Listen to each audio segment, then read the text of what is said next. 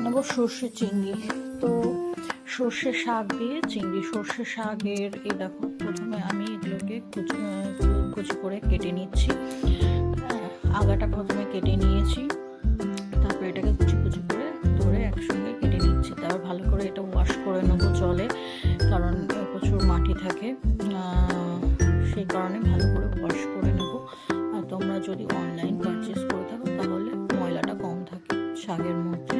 ভালো করে ওয়াশ করে নিয়ে জল ঝরিয়ে রেখে দিয়েছি। তারপরে তেলের মধ্যে আমি প্রথমে মাখিয়ে রাখা নুন হলুদ দিয়ে চিংড়ি মাছগুলো ছেড়ে দিলাম, কুচো চিংড়িগুলো, সেইগুলো ছোটো ছোটো চিংড়ি আর কি।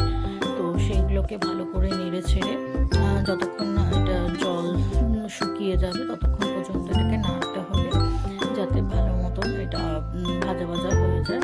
তো এবার আমি ঢাকা দিয়ে দিলাম যাতে এটা শক্ত না হয়ে যায়, ভাপে ভাপে এটা ভালো মতন সেদ্ধ হয়ে যায়। তারপরে আমি এটাকে তেল ছেড়ে এসছে, তারপরে এগুলোকে ভালো করে হালকা করে নাড়িয়ে চাড়িয়ে আমি এগুলোকে নামিয়ে ফেলবো। ঢাকা দিতে অবশ্যই যেন ভুল না হয়, নাহলে কিন্তু চিংড়ি মাছটা কাঁচা থেকে যাবে। এগুলো নামিয়ে ফেলার পরে সেই তেলে আর একটা কড়াইয়ের মধ্যে আমি তেল নিয়ে তারপরে আমি দুটো কাঁচা লঙ্কা আর সর্ষে ফোড়ন দিয়ে দিয়েছি। তারপরে এই ধুয়ে রাখা শাকগুলো এর মধ্যে আমি দিয়ে দিলাম।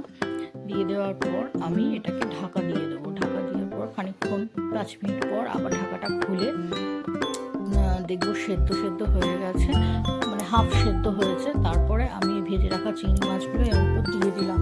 দেওয়ার পর ভালো করে নেড়ে ছেড়ে এগুলোকে মিশিয়ে নিচ্ছি। আর এর মধ্যে আমি অ্যাড করলাম জিরে গুঁড়ো, তারপরে আমি অ্যাড করলাম হলুদ গুঁড়ো, তারপরে আমি এখানে অ্যাড করলাম 1/2 চামচ মতো নুন, আর তারপরে আমি এর মধ্যে ধনে গুঁড়ো অ্যাড করব। অ্যাড করার পর মশলা দেওয়ার পর আবার ভালো করে নেড়ে ছেড়ে দেখবে জল বেরিয়ে আসবে। যতক্ষণ জল থাকবে এটাকে ভালো করে নেড়ে ছেড়ে কষাতে হবে। তারপরে ঢাকা দিয়ে দেবে। খানিকক্ষণ ঢাকার পর দেখবে একদম জলটা টেনে গেছে। আর গ্যাসটা অবশ্যই সিম রাখবে, না হলে পুড়ে যাবে। তো সিম করে রেখে গ্যাসটা আমি ঢাকা দিয়ে দিচ্ছি। দেখো তলায় হালকা হালকা লেগে গেছিলো, তো আমি ভালো করে নাড়িয়ে চাড়িয়ে এটাকে রেডি করে ফেলছি। দেখো এবার লাস্টে নামাবার আগে আমি 1 চামচ মতন চিনি দিলাম। তোমরা যদি চিনি না খাও তাহলে চিনিটাকে স্কিপ করতে পারো। আমি চিনি রান্নায় দেওয়া পছন্দ করি, যাতে রান্নার টেস্টটা আরও বেটার হয়, তো সেই কারণে আমি চিনি অ্যাড করি।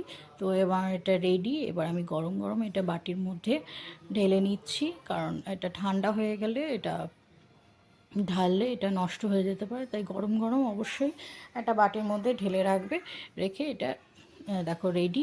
তো কেমন লাগলো রেসিপিটা অবশ্যই